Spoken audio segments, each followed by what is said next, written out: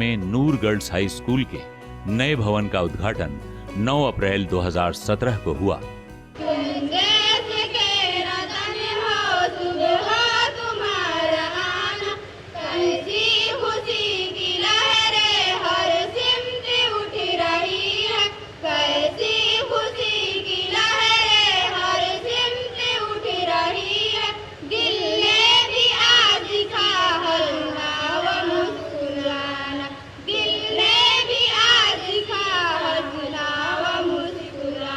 बच्चियों को पढ़ाने का स्कूल खोला है हिकमत फाउंडेशन की तरफ से।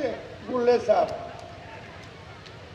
एक लड़का पढ़ता है तो आप कह सकते हैं कि उस लड़के के जरिए पूरा खानदान पढ़ता है, मगर एक लड़की जो पढ़ लेती है तो उससे जनरेशन पढ़ता है।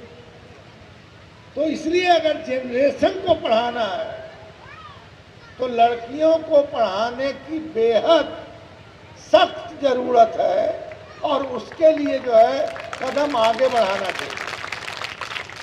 मुझको लगता है ये समाज को एकजुट करने वाला, समाज को आगे बढ़ाने वाला और समाज के तरक्की के लिए बहुत जरूरी है। लड़कियों को बेहतर तालीम के लिए फाउंडेशन की ओर से किए जा रहे प्रयासों को स्थानीय लोगों का भी पूरा सहयोग मिल रहा है।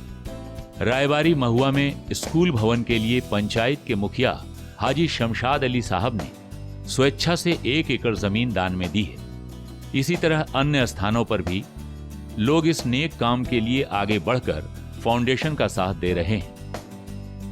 ले जाओ इस बुनियाद पर तालीम निस्वा के तवस्सुत से एक इदारा की क़याम का मकसद जाहिर किया गया, जिसमें ज़मीन देने की बात कही गई, जिस पर मैं शमशाद अली अपनी ज़मीन बिला किसी मुआवजा के लबे रोड वाक़या नूर गर्ल्स हाई स्कूल को वक्फ कर दिया।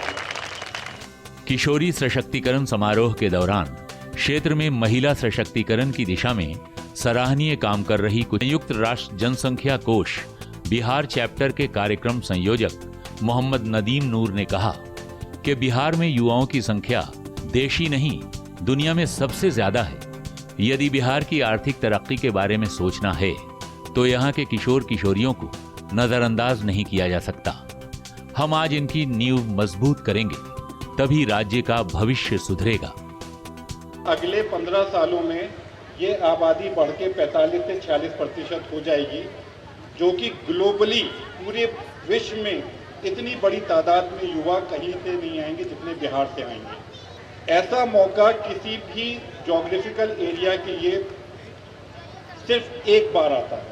केवल 22% लड़कियां 10वीं तक की पढ़ाई पूरी कर पाती हैं और इन्हीं सब के चलते जो वर्कफोर्स पार्टिसिपेशन रेट है कि कितनी बच्चियां या कितनी महिलाएं बिहार की इकोनॉमी में आर्थिक गतिविधियों में काम करती हैं, वो आंकड़ा चौंकाने वाला है। वो केवल 9% है। अगर बिहार को आर्थिक विकास करना है, सामाजिक छोड़ दीजिए, सामाजिक और ह्यूमन राइट्स वो चीज़ें सही हैं, लेकिन अगर आर्थिक वृद्धि भी करनी है, आर्थिक विकास भी करना है, तो इस किशोर किशोरियों और युवाओं को नज़रअंदाज नहीं किया जा सकता। समारोह को संबोधित करते हुए स्थानीय विधायक श्री राघव शरण पांडे और नरकटिया विधायक डॉक्टर शमीम अहमद ने भी लड़कियों की बेहतर शिक्षा को समाज की तरक्की के लिए जरूरी बताया।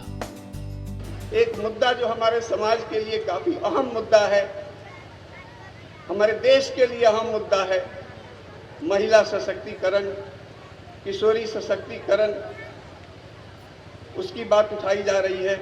एक अच्छी स्वयंसेवी संस्था हिकमत फाउंडेशन, जेंडर अलायंस के पार्टनर UNFPA, एक्शन एड, ऐसी संस्थाओं से सर्विस के दौरान राष्ट्रीय स्तर पर बहुत करीब से ताल्लुकात रखने का मौका मिला है और इसमें सरकार की सहभागिता है, हम सब की सहभागिता है।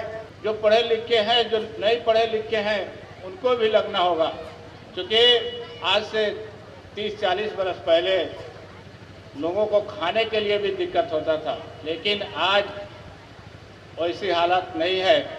तो इसको हम एजुकेशन में कैसे तब्दील करें, कैसे हम आगे एजुकेशन को लाएं। जब तक एजुकेशन नहीं आएगा, समाज में एजुकेशन नहीं आएगा, हम आगे नहीं बढ़ पाएंगे। समारोह की अध्यक्षता कर रहे हिकमत फाउंडेशन के अध्यक्ष सैयद गुलरेज हुदा ने कहा कि नूर गर्ल्स हाई स्कूल की परिकल्पना ही लड़कियों को बेहतर शिक्षा और उन्हें आत्मनिर्भर बनाने के उद्देश्य से की गई है। हमारी सोच है कि क्षेत्र के सबसे पिछड़े इलाकों से आने वाली लड़कियां भी इस काबिल बन सकें कि देश दुनिया को समझ सकें, किसी की मोहताज न बने और अपने समाज को आर्थिक सामाजिक रूप से सक्षम बनाने में भागीदार बन सकें। बच्चे बच्चियों को बोलने की शक्ति होनी चाहिए, पावर ऑफ एक्सप्रेशन होना चाहिए, और उस पावर ऑफ एक्सप्रेशन के लिए हमारे पास सिर्फ एक ही इम्तहान है, एक ही परीक्षा है कि जब हमारी बच्चियां 9वीं क्लास में आए तो सुबह असेंबली में 3 अखबार पढ़ पाएं, हिंदी अखबार पढ़ पाएं और उसका अनुवाद हमें समझा दें कि आज देश में क्या हुआ है। जो बच्चियां उर्दू पढ़ रही हैं वो उर्दू अखबार पढ़ लें और हमें अनुवाद करके समझा दें कि आज देश में क्या हो रहा है। और दोनों बच्चियां अंग्रेजी अखबार पढ़ें और अंग्रेजी अखबार पढ़ा के हमें बताएं कि ना सिर्फ देश में क्या हो रहा है पर सारे दुनिया में क्या हो रहा है। और इससे ज्यादा हम नहीं चाहते।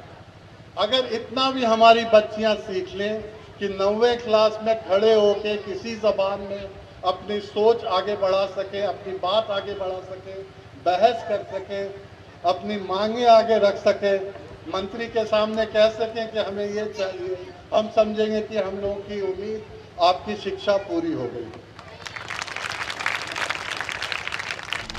श्री हुदा ने कहा, इस स्कूल के दरवाजे जाति मजहब के भेदभाव के बिना सबके लिए खुले हैं। स्कूल को केंद्र बनाकर आसपास के इलाकों का आर्थिक विकास का भी प्रयास रहेगा। इसके लिए विभिन्न व्यावसायिक गतिविधियां भी संचालित की जाएंगी। साथ ही उन्होंने फाउंडेशन के प्रयास को सफल बनाने के लिए सभी लोगों का धन्यवाद किया। यहाँ किसी धर्म विशेष या जाति विशेष के लिए यहाँ पाबंदी नहीं है। यहाँ इस स्कूल के दरवाजे सबके लिए खुले हुए हैं। ना कोई धर्म की बाधा है, ना कोई जाति की बाधा है। हम लोग चाहते हैं, हमारी उम्मीद है कि इस स्कूल को जनरल विकास के लिए, आर्थिक विकास का भी केंद्र बनाएं। बेरोजगारी, स्वयं रोजगारी, सेल्फ एम्प्लॉयमेंट कैसे बढ़ाया जा सकता है। ये बहुत गरीब क्षेत्र है, पासमानदा क्षेत्र है। यहाँ में लोगों में आमदनी, नए आय के जरिए साधन कैसे पैदा किए जा सकते हैं, इसको भी हम लोग इसी कैंपस, इसी स्कूल के जरिए लेके ये बात आगे बढ़ाना चाहते हैं। पश्चिम चंपारण जैसे पिछड़े जिले में हिकमत फाउंडेशन द्वारा चलाए जा रहे काम काबिले तारीफ हैं। खासकर कमजोर और वंचित तबके की लड़कियों को समाज में आगे बढ़ाने और उन्हें आत्मनिर्भर बनाने की दिशा में शुरू की गई नूर गर्ल्स हाई स्कूल की श्रृंखला औरों के लिए मिसाल से कम नहीं है। रामनगर प्रखंड के मेघवल मठिया में हिकमत फाउंडेशन ने इस सिलसिले के अपने दूसरे स्कूल की शुरुआत कर दी है। स्कूल की इमारत बनाने का काम जारी है और कोशिश है कि जल्द ही वहां शैक्षणिक सत्र शुरू हो जाए।